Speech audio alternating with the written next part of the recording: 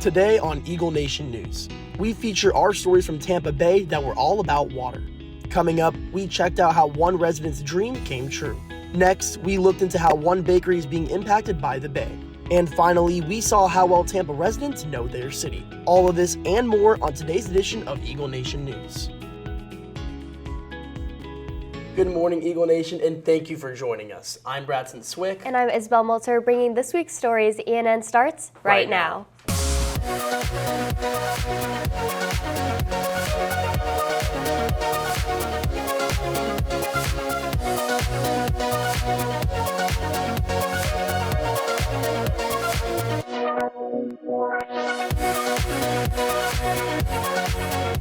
Welcome back, Eagle Nation, and thank you for joining us again here at Studio 301. Today is Friday, March 7th, and today's weather is gorgeous with a high of 79 and a low of 56. It'll be sunny for the rest of the day with the UV getting up to 7 and the humidity staying around 50%. Finally, it feels like winter weather is way out, but this weather isn't quite as nice as the beautiful Tampa weather we got to enjoy this weekend. I have to agree, Isabel. This weekend, Ian got the chance to travel to Tampa, Florida to compete in the Student Television Network convention. Today's stories come from the vibrant Florida culture that we got to learn all about on our first day of competitions, Crazy 8's morning show. Since 1980, their city's population has grown by over 106%. Colton Boston takes a dive into the true Tampa Bay. A city's culture is shaped by its people. Tampa Bay is growing exponentially because of the community's passions. 10 years ago, there was no Riverwalk and little sense of community. But now, the city is more connected than ever. But I think that there's a general consensus amongst the people about what this town is supposed to be, and it's kind of like a city by the beach. You know, here you have a little bit more of a cosmopolitan city, but, you know, with a little bit of a drawn-down attitude. The city's growth isn't just about buildings and businesses, it's about the people who bring their dreams to life. Growing up, I always dreamed of having my own boat one day. So my husband and I went searching for a boat of our own, and we found this boat, and so we named her Jill's Dream, because this truly is my dream of owning our own boat. From docks to incredible downtown views, the Riverwalk in Tampa Bay has something for everyone. But throughout the city's history, it hasn't always been this way. When I was a teenager in the area, it was mainly a commuter city. The city has really grown and developed over the last, I would say, 20 years, where people live here. My daughter lives here downtown, tons of restaurants and bars. Reporting for Eagle Nation News, I'm Colton Boston.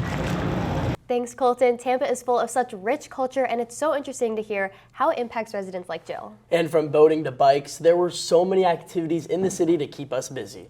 The movie and TV world is always keeping busy. Stay tuned, Talent Talk is next.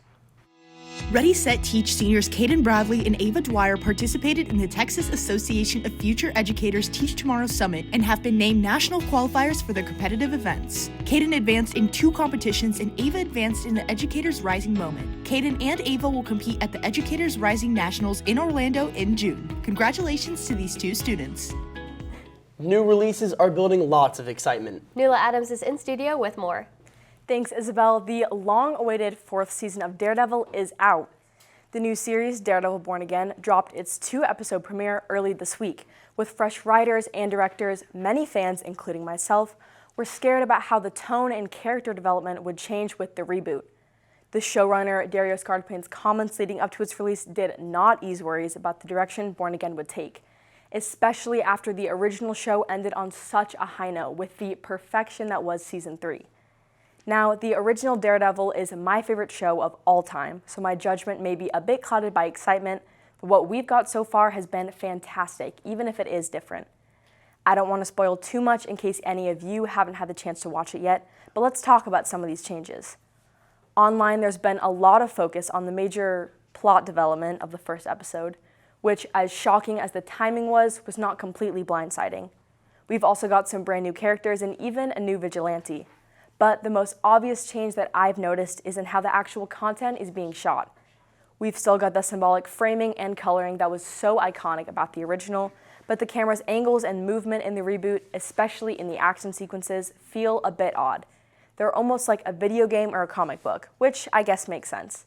It took a little getting used to, I'll admit, but by episode 2, it had grown on me.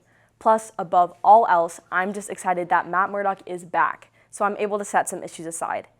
The only question that remains, where is Frank Castle and when will he knock some sense into Matt? But a new episode is scheduled to come out every Tuesday, so maybe we will get the answer to that soon, as well as more development into this new chapter of Daredevil. And speaking of, another face in the Marvel Universe is beginning a new chapter of his life. Jacob Batalon, who plays Ned in the MCU's Spider-Man movies, is getting married. Batalon and his now fiancée, Veronica Lehov, broke the news on social media, posting the romantic New York proposal on Instagram with the caption, quote, "the beginning of the rest of our lives." And with rumors floating around a few months ago that Batalon's co-stars Tom Holland and Zendaya are engaged as well, it is clear that love is in the air. I am just so happy for the couple, and it seems like others feel the same, as Jacob's comment section fills up with congratulations from friends and fans. But what do you guys think about this back at the desk? It's just so incredible to see Jacob and Veronica finally breaking the news to everyone. For sure, the Spider-Man movies are my favorite from the MCU, so I'm so ready for the fourth Spider-Man, and the Jacob Batalon news is so exciting. Now moving on to the second story for the STN show, we found a local ice cream and bakery business that provides a sweet experience on the Riverwalk. Maddie Kep has the scoop on this Tampa favorite. With tourists and locals walking around the Riverwalk, there's always a need for a sweet treat or a cold beverage to cool them down. And Fast Tracks makes that possible. You have the Riverwalk right here, so you can eat and take a nice stroll. So it has a little bit of everything. A lot of people will grab coffee or grab food and go across the street to the boats and take the boat. People get to grab their coffee and just sit by the water. But it's not only locals that enjoy Fast Tracks.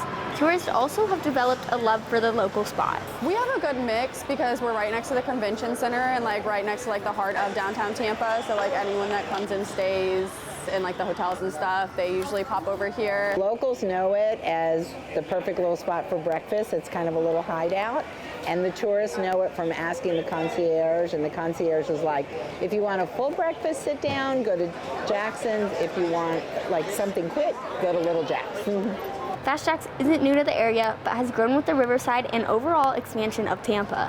Jackson's is a staple of Tampa. I mean, Jackson's has been here since the 90s, early 2000s, and Fast Tracks has been here since 2009. So if you're from Tampa, you know about Jackson's. We've seen this city grow, and it's finally to the point that we all hoped it would be. So it's time for Tampa now. Fast Tracks has been here for over 15 years and is a go-to place for anyone visiting Tampa. Reporting for Eagle Nation News, I'm Maddie Kep. Thanks, Maddie. It's so impressive to see how much of an impact this staple business has made on the Riverwalk. Right, and that gelato just looked so good. If only we had some of that here in Texas. But one thing we do have in Texas is great sports. Stay tuned, game time is next. Here we go!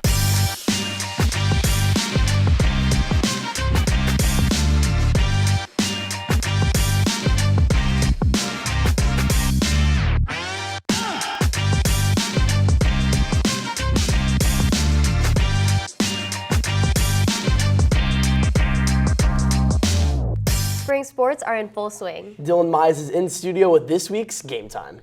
Thank you, Braxton. Our Prosper Eagles softball team recently faced off against the Rock Hill Blue Hawks, scoring a commanding 9-5 victory. The majority of these runs came in a dominant fifth inning where the Eagles exploded for 6 runs in a single frame. With this win, they've climbed to 44th in the Texas rankings, now holding an impressive 8-1 record. They'll be looking to keep that momentum going as they take on Plano at 7:15 p.m. Best of luck to our Lady Eagles. Moving on to soccer, our boys soccer team played against the McKinney Lions last Tuesday, but unfortunately lost 4-0. They'll be looking to bounce back when they take on Allen at home tonight at 7:30 p.m. Be sure to come out and show your support for the boys. Meanwhile, the girls soccer team had a strong performance last Tuesday, defeating McKinney 2-0. They'll look to extend their winning streak as they face Allen tonight at 7:30. Good luck to both our girls and boys soccer teams as they continue their season. Next, let's talk tennis. This morning, both our boys and girls tennis teams went up against Coppell. While the results are still pending, we'll be sure to update you as soon as we have them. Now, swinging over to golf, last Monday, our varsity boys golf teams 1 and 2 competed in the LHS Farmers Classic. Varsity 1 came in second, while varsity 2 finished fourth. Junior Yunjae Park tied for third overall.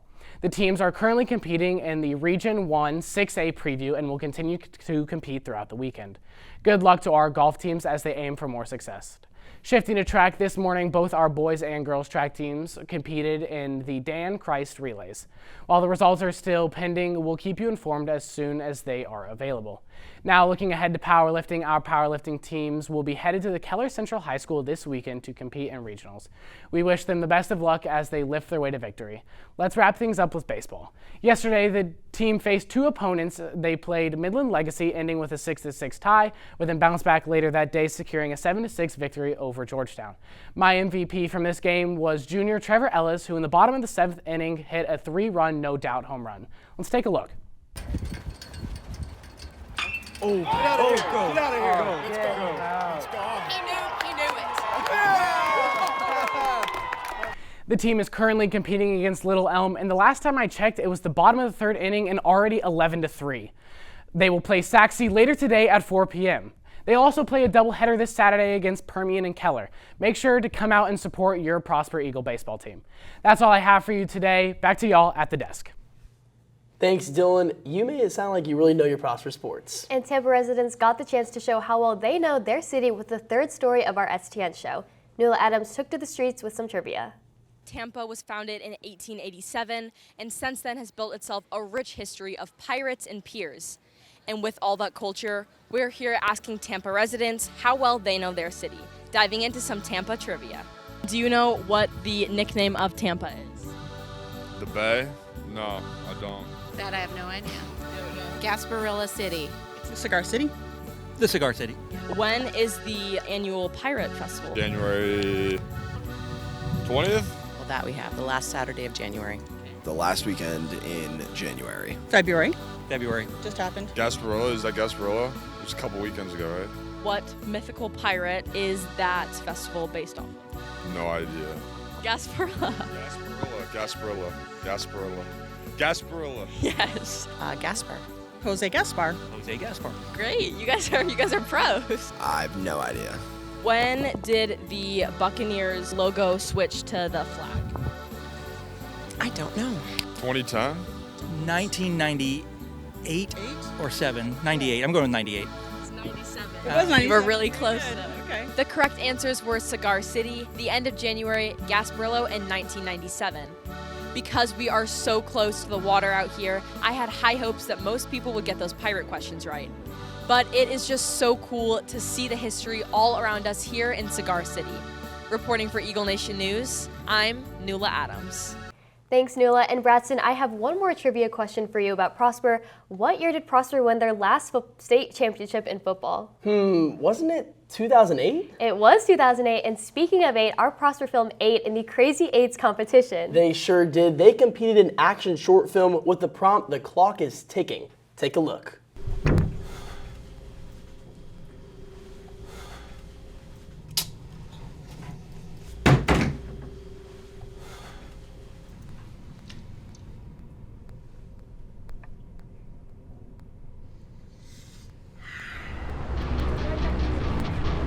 Hey, what's up? What are you eating? Nothing. Nothing. So that's not my ice cream? No. You did it! I saw you!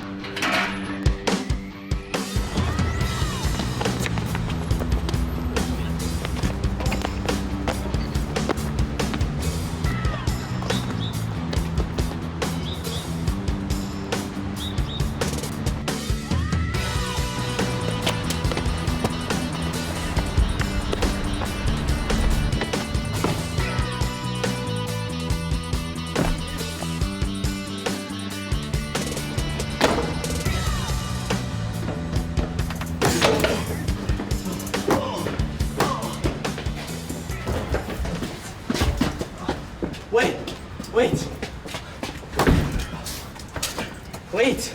The ice cream!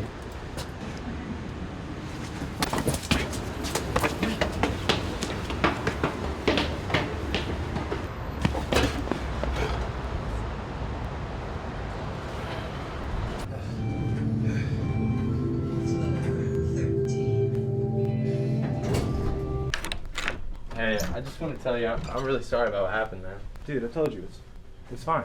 Let bygones be bygones. You like chocolate, right? What?